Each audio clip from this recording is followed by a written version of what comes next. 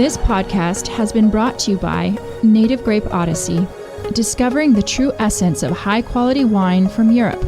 Find out more on nativegrapeodyssey.eu. Enjoy. It's from Europe. Follow Italian Wine Podcast on Facebook and Instagram. Hello, this is the Italian Wine Podcast with me, Monty Waldin. My guest today is Mauro Di Maggio. Mauro is the president of the Consorzio Primitivo di Manduria, which is the wine growers consortium for the Primitivo di Manduria DOC. Yeah, exactly. We have a DOC and a DOCG, which is the sweet wine. The Dolce Naturale. Dolce Naturale, exactly. So, are you from a wine growing family? How did you become president of the Consorzio?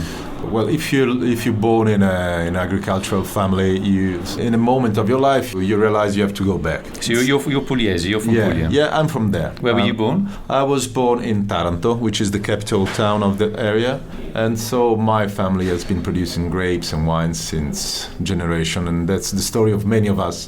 The Primitivo di Manduria is, let's say, the most important DOC of the southern Italy. Now, its importance is growing, and the producers of the area, I'm managing a company, a winery of the area, which is Marzano, but all our colleagues have done a very good job. In the last 20 years, we've been producing and selling and distributing all over the world. So we realized it was the time to give strength to our work with organizing better the consorzio. As a producer, you can do some things. You manage the vineyards, you do the wines, and you sell them. As a consorzio, you do other things. You take care of the appellation, of the brand awareness of the appellation. You fight the imitation, the counterfeiting activities, fake wines, the fake wines, and so we felt it was the time to go to the step further. So to work together, not just the single producer on their own producing and selling, but all together defending what we've done. So how many producers are there of Primitivo di Manduria and the DOCG Reserva? The DOCG Reserva is a very niche production. Okay. It's just, let's say, even less than 20,000 bottles. It's a small production. While for the Primitivo di Manduria Classico, let's say, and Reserva, we have a little bit less than, let's say, 70 companies, 70 wineries producing bottles with that sign. In terms of Italian quality wines, so DOC or DOCG wines, you're quite near the top in terms of production. Is that correct or not? I think there are a lot of wines based on Primitivo, and our goal in the communication activity at the Consorzio is to explain to people that the top of the pyramid of Primitivo wines is Manduria wines. This is the traditional area. It is where the traditional terroir. It is the cradle of Primitivo, actually. So what makes it special as a zone? Why does this particular grape, the Primitivo, thrive? I think in every I studied it for every DOC. You have the human part, the techniques. You have the grape and you have the terroir. And then for us, the grape is very special because Primitivo means a very early ripening wine of before. Prima means before in Italian, so it ripes at the end of August already. And the terroir, the Primitivo di Manduria area has a very calcareous underground, which with a very small layer of soil, so very small production. Thin topsoil over calcareous clay. So which gives very low yeast, very low yields, very small production in terms of quantities, very strong concentration. So it is a very strong wine with a lot of structure in terms of alcohol and color, and with a lot of fruit. Yep.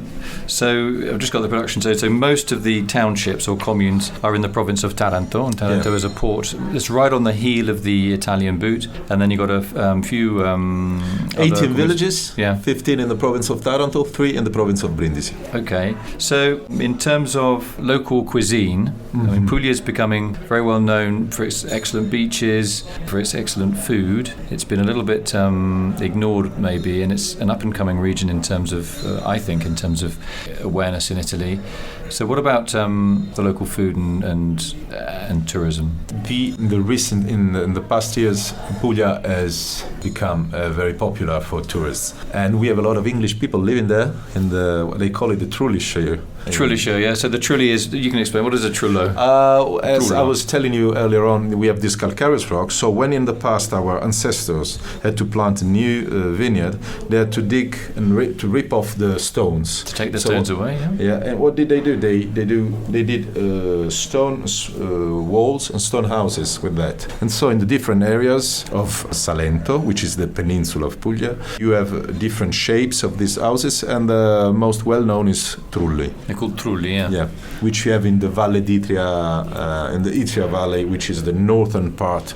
It's an area of Puglia which is not Salento, it's northern than that. Mm-hmm. So and it's a very distinctive landscape when you see these stone walls and you're driving around, and there are sheep there as well, and vineyards too, and it is unique. I mean, you're so used to. I mean, I've spent a lot of time in Tuscany, for example. You just don't really see those kind of stone walls. I think when you're a traveler, it's much more Mediterranean than Italian, Puglia, and it reminds you of Greece more than other parts of Italy, and even because of the incredible sunlight you have. Everything is beautiful because of that enormous amount of light we have all around the year. But going back to cuisine, which is a very important thing to me, I think the most important pairing for Primitivo could be with we have a very traditional recipe of cooking the Primitivo in a local tagine, let's say. Like a clay pot. Yeah, near the fire. With pieces of lamb, with a sauce of tomato, very slowly cooked, with herbs like, oregano? Oregano? Yeah, and with some wine. So with that, it's perfect Primitivo. But you can have it even with Stilton. Try with your English style. Try it with Stilton. Blue cheese? Yes. I would suggest Primitivo even to our friends of Bordeaux, for example, with the kind of recipe they do with meat and red berries, the sweet sauce. The duck, done with a sweet berry sauce. Sweetness, yes. Okay. Talking about sweetness, tell me about the DOCG, the Primitivo di Manduria, Dolce, Naturale, DOCG. What's that? It's the real traditional style of Primitivo because of its structure. It has a lot of sugar. So sugar pump. Yeah. Yes, definitely. So the workers in the vineyards, they used to work for the owner, and at the end, traditionally at the end of the harvest, they used to split the harvest in two, a part for the owner and a part for them, and they used to leave for them the best lines in the vineyard to produce this sweet wine, because Primitivo, as I told you, is a characteristic which could be considered as a default in winemaking terms, but actually it makes its richness, because in the bunch of Primitivo you have berries which are an ordinary ripening and berries which are almost dried. This makes the sweetness of the wine, and then in the best vintages you have the natural appassimento. Otherwise we bring the harvest inside the cellar and we let them dry for a few weeks. Yeah, that's the appassimento, the drying period. Yes, a little bit. I mean, one of the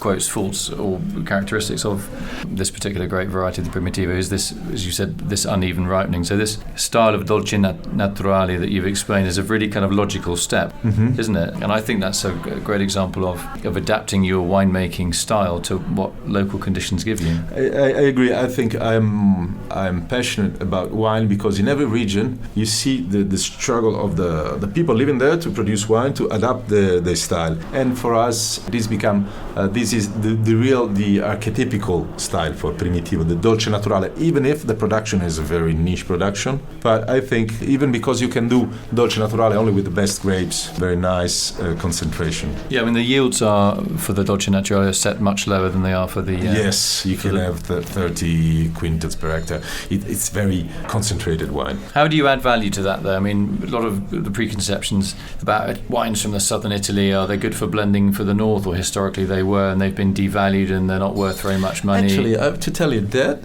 it's 20 years that I've been working in the winery, and I had the chance to grow together with the history of this economical phase of Puglia.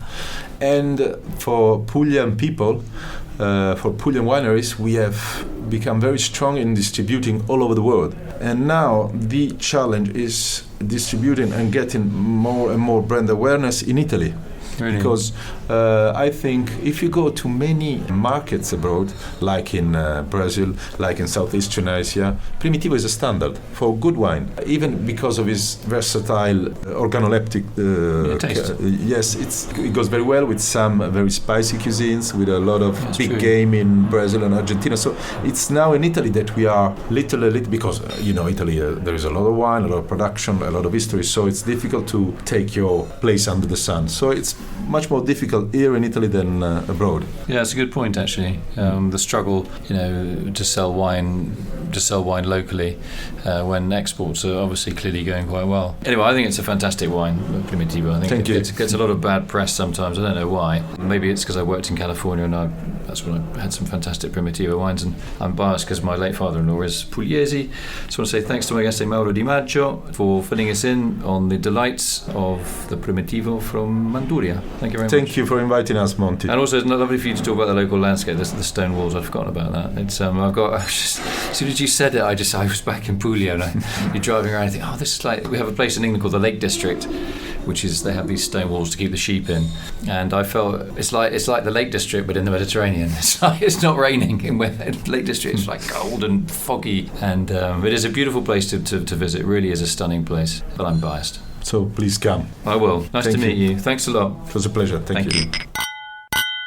Thanks for tuning into the Italian Wine Podcast. Our channels are SoundCloud, iTunes, Spotify and Himalaya FM. We're also widely available on other podcast apps. Our official website is italianwinepodcast.com, and that's all one word. If you're using iTunes, feel free to rate the podcast or write a review. Thanks. This podcast has been brought to you by Native Grape Odyssey, discovering the true essence of high-quality wine from Europe. Find out more on nativegrapeodyssey.eu. Enjoy. It's from Europe. Follow Italian Wine Podcast on Facebook and Instagram.